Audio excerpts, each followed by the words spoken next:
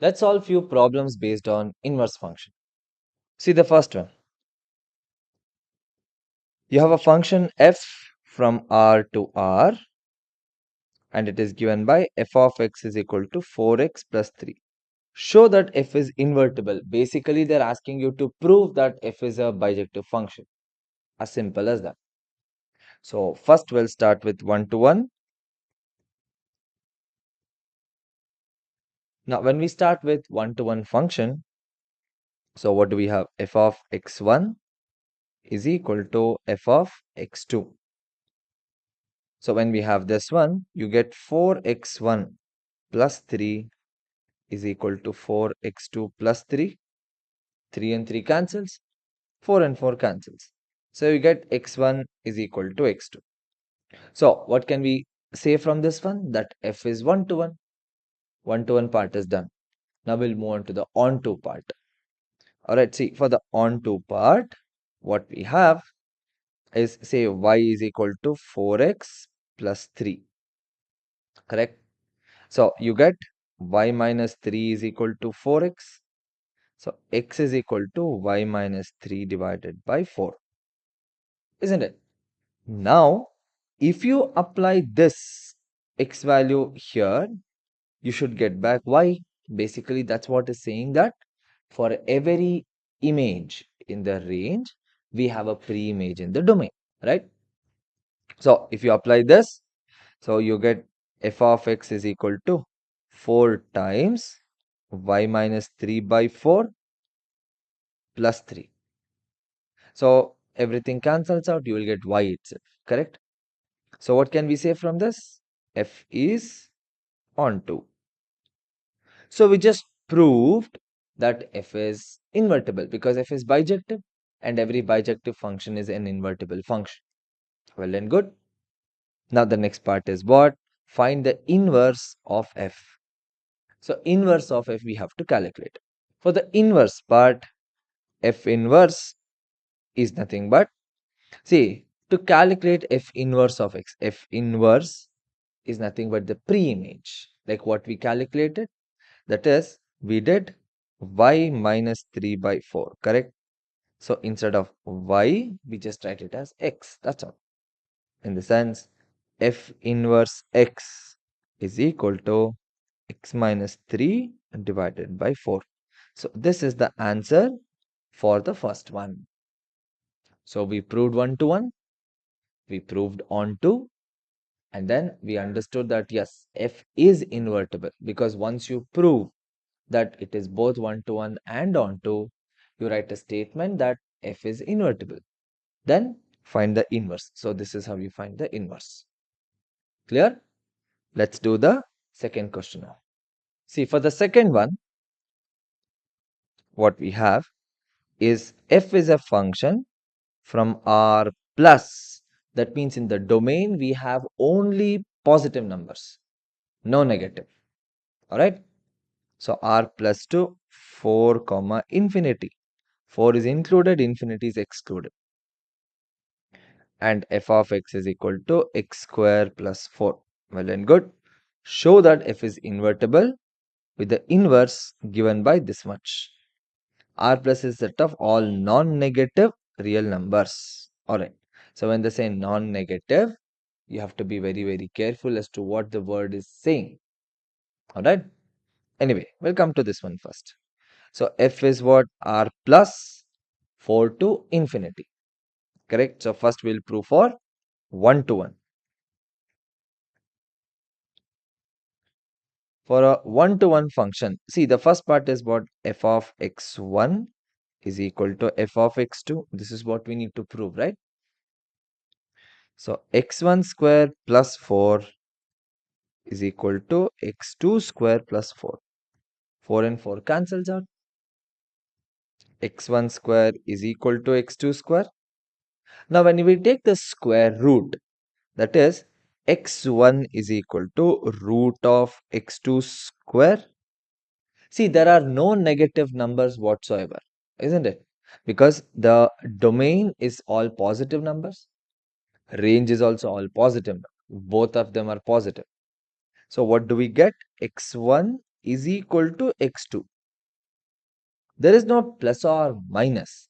It is just plus, isn't it? So since we proved this one, what can we say? This implies f is injective. Once we prove that f is injective, next we will go for the second part. That is, we'll go for onto, or you can say the surjective part. Hmm? Now for the surjective part, what do we have? Y is equal to x square plus 4, isn't it? So x square is equal to y minus 4, x is equal to root of y minus 4. Now if you substitute this back, so y is equal to root of y minus 4 whole square plus 4. So what you're going to get? F of x is equal to y itself. Correct? So what did we prove? This implies that f is onto. So we proved that f is onto. So f is both 1 to 1 as well as onto. So now you know that it is bijective, and every bijective function is invertible.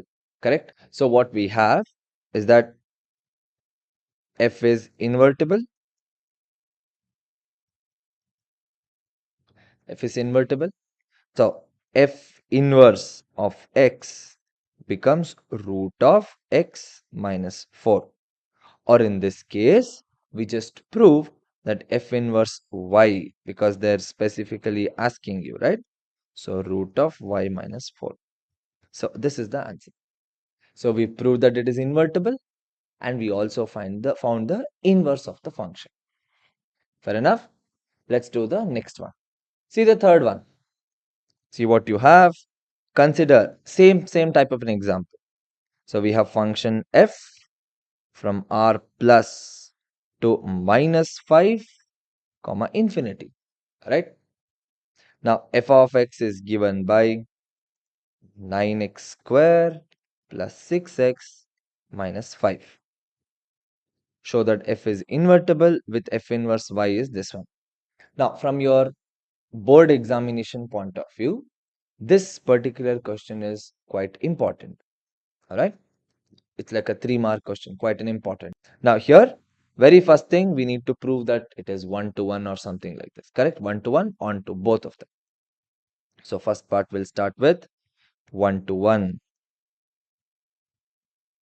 See, when we are doing 1 to 1, what do we have? F of x1 is equal to f of x2.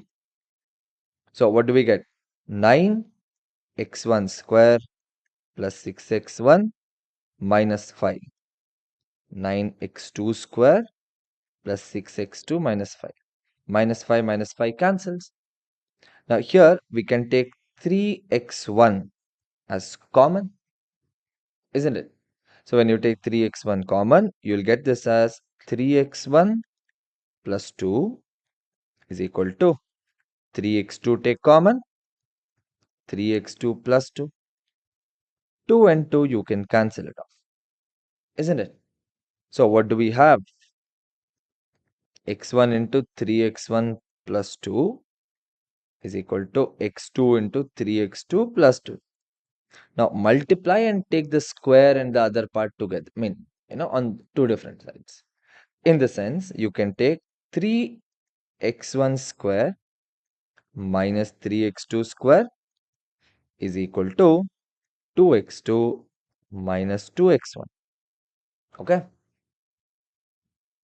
Now here, 3 into x1 minus x2 into x1 plus x2. Correct? 2 into x2 minus x1. Fair enough? So this is what we have. Correct? Now, since you have this one, next what we can do, we can cancel off the x1 minus x2, x2 minus x1. Provided we just have to introduce a minus sign. Understood? Or if you want, you can take the 2 into x2 minus x1 to the LHS. That way also is possible. Alright? Now what we have is 3 into x1 minus x2 into x1 plus x2 minus 2 into x1 minus x2 is equal to 0. Correct? Now you have x1 minus x2 into 3 into x1 plus x2 minus 2 is equal to 0. So when the product of two numbers is 0, we can say that x1 minus x2 is equal to 0, or the other way around. Other one is not really that important for us. Correct? Because when you have this, x1 plus x2 is equal to 2 by 3. Right? So that is not really important. So what do we get here? X1 is equal to x2. So what did we prove? That f is 1 to 1. Because x1 is equal to x2. Now we'll do the onto part. For the onto part, we have y is equal to 9x square plus 6x minus 5. Now we have to do this as a whole square form. Alright. So y is equal to, see, 3x whole square, correct, plus 2 times 3x times 1, like a square plus 2ab plus b square form.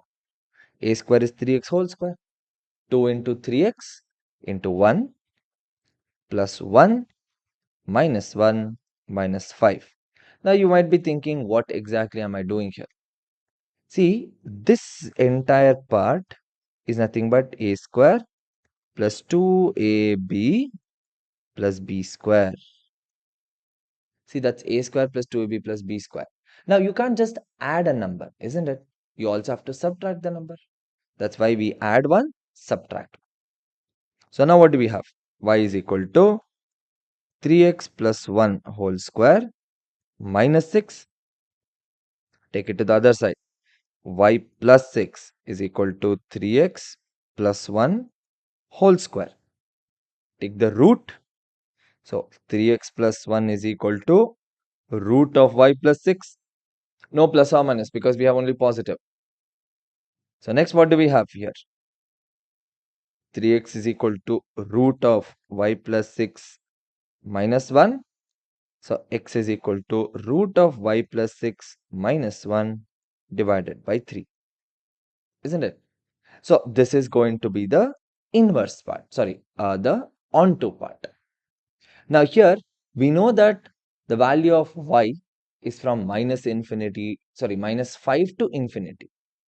So any value you put from minus 5 to infinity, we are going to get a positive number.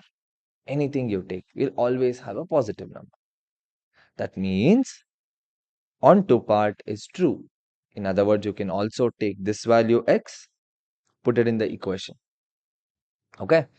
So what I'm trying to say is f of x is equal to 9 into this y plus 6 minus 1 by 3 whole square plus 6 into this one minus 5. So you do this, you will get the value of y. Alright, so this is what we mean by it. So what we have is f of x is onto. That means it is both injective and surjective. So you know it is bijective. Correct? Now the inverse part. Now for the inverse part, we have f inverse of y is equal to root of y plus 6 minus 1 by 3. We just proved it, isn't it? So f is invertible with the inverse function of this one. So this is how we prove the third one. Understood? So these are all certain problems based on inverse of a function. Clear?